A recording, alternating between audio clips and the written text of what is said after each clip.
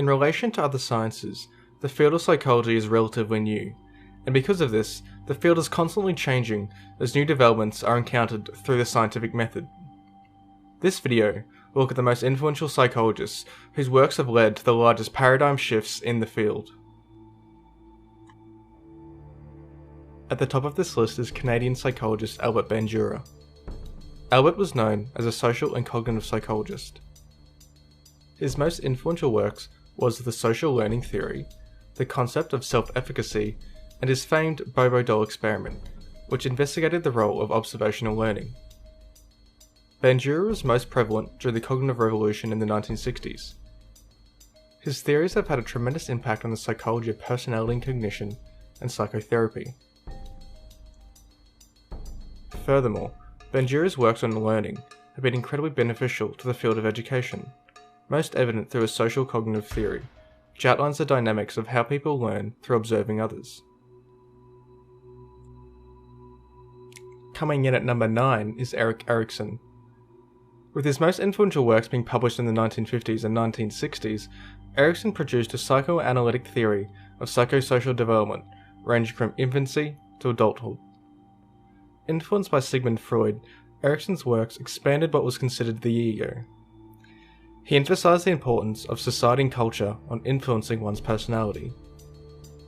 In total, Erikson's theory of psychosocial development had 8 distinct stages, which he believed there to be a crisis experienced at each stage which was necessary to move on to the next, and to be able to develop a healthy personality. Although this approach by Erikson is good on face value, it doesn't really provide a wholly accurate representation of human development. However, even taking this into consideration, his works have provided a framework in which development can be understood throughout the field. Number 8 is Russian psychologist Lev Vygotsky. Although during his life his works never reached the kind of notoriety as some of the other psychologists featured in this video, his influence was largely seen after his death. This was due to much of his work remaining inaccessible until the 1970s, at which point it had begun to be translated from Russian. The most influential of his works was that surrounding the emphasis of social interaction being critical to learning, particularly in development. This was exemplified in his works in the zone of proximal development, which is essentially the process of acquiring information and skills that a child does not yet possess or cannot do independently, but can do with the help of another. These theories are still being used today to help explain child development. At number 7 is Carl Rogers, whose influence was largely seen in the way that he developed clinical psychology with his psychotherapy methods. His most influential works was that surrounding his creation of the notion of client-centered therapy in the 1940s and 1950s. This psychotherapy approach placed the importance of the individual in seeking assistance, controlling the destiny, and overcoming their difficulties. This approach was based in Rogers' belief that people have an actualizing tendency, or a desire to fulfill their potential and become the best people that they can be. It was Rogers' belief that people who act in a self-fulfilling way will become a fully functioning person. Rogers' works on human potential has been fundamental for modern approaches in clinical psychology. Our number 6 is probably one of the more well-known psychologists, and that is Ivan Pavlov, who is most known for his works on classical conditioning. Commonly referred to as Pavlov's dog, his original experiments investigated the digestive system of dogs, which led to the discovery of the way in which certain behaviours can be conditioned together. For example, Pavlov stumbled upon the way in which he could associate certain stimulus, such as a bell, with the presence of food. His discovery of the bell causing these dogs to salivate began his works on classical conditioning, of which were the foundations of the behaviourism movement. Widely considered to be the father of American psychology is William James, who is placed at number 5 on this list.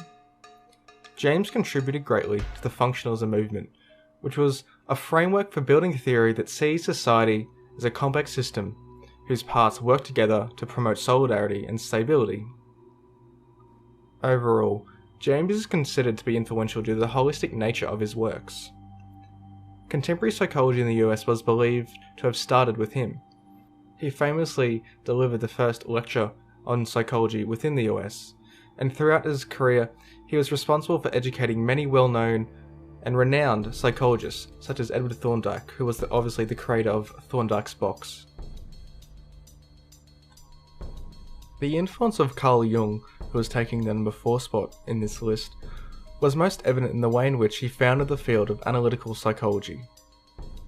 The Swiss psychiatrist has not only been influential within the realm of psychology, but his influence was seen throughout the fields of anthropology, archaeology, philosophy, and literature. During his life, he was an active member of the Vienna Psychoanalytic Society, in which he had opposing approaches to Freud on the understanding of the mind, and particularly the role of infantile sexuality. Jung's major works on personality synthesized the psychoanalysis of the time, and have had a major influence in this area until the modern day. Furthermore, his works on the origins of human storytelling throughout history and the psychological basis for them provided insights in which psychology's field can broaden the understanding of human development over time.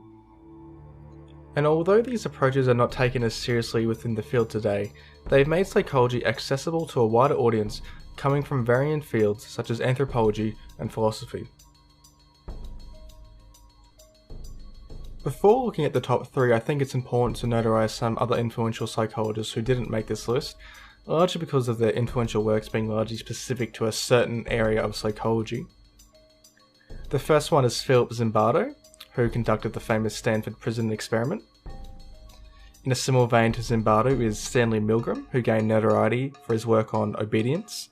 In his famous experiment, he demonstrated the willingness for individuals to carry out seemingly inconceivable acts under the influence of authority figures. And finally, with an honourable mention, is Noam Chomsky. Although Chomsky may not be perceived by many as a psychologist, and is popular within our society for his works regarding politics and activism, however, in his early career his fame and influence came as a result on his work in linguistics. Coming under the realm of cognitive psychology, his works on language throughout the cognitive revolution throughout the 1950s was incredibly influential in the way we understand the acquisition of language, particularly in childhood. Chomsky proposed the theory of universal grammar, which holds that we have evolved innate, biological, grammatical categories. His works have been the basis of countless contemporary investigations into the realm of cognition and language. Now at number 3 is Jean Piaget, whose influence was most seen through his works on his theory of cognitive development, which investigated the way in which children develop intellectually. Piaget originally developed his theories by observing his own children, in which he suggested that they act and think in a completely unique way compared to adults. From his observations, he developed his developmental stages, ranging from birth to adulthood. These developments were influential due to the way in which he was able to outline how childhood is the most important period of development.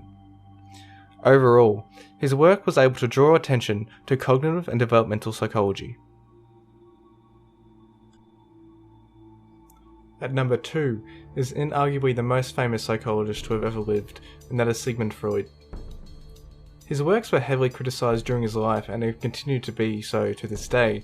However, in terms of overall influence, Freud's works have been eminent throughout our society, evident through ideas such as denial and repression coming from Freud. The topics of his works ranged a broad range of subjects including culture, sex, religion and dreams. And within the field of psychology, Freud laid the basis for all fields, particularly the understandings of personality, the development of approaches in clinical psychology, as well as the creation of psychoanalytic theory. When comparing Freud's work to the current literature within the field, much is dismissed due to its non-scientific nature. However, Freud's influence is still seen on a large cultural level. Coming in at number 1, potentially less widely known than Freud, however, is believed to be the most influential psychologist of the 20th century, and that is B.F. Skinner. When talking about the behaviourism movement, it is impossible not to mention Skinner. As evident in much of the psychology prior to Skinner's time, there was not much of a scientific approach to understanding the human mind and consciousness. The behaviourism movement emphasised the role of environmental factors in influencing behaviour. Skinner built his theories off of Pavlov's original classical conditioning approach, and built on it through a variety of experiments throughout his life. His most famous experiment being his Skinner box, in which he developed his theory of operant conditioning and schedules of reinforcement. Throughout his life, he developed his philosophy of radical behaviorism, in which he proposed that free will is just an illusion, and that all behaviour is the result of conditioning. In addition to this, his works contributed greatly to the realm of experimental psychology. Although behaviorism is no longer that prevalent within the modern field of psychology, his theories and concepts are still used today in much of clinical psychology work and mental health and education.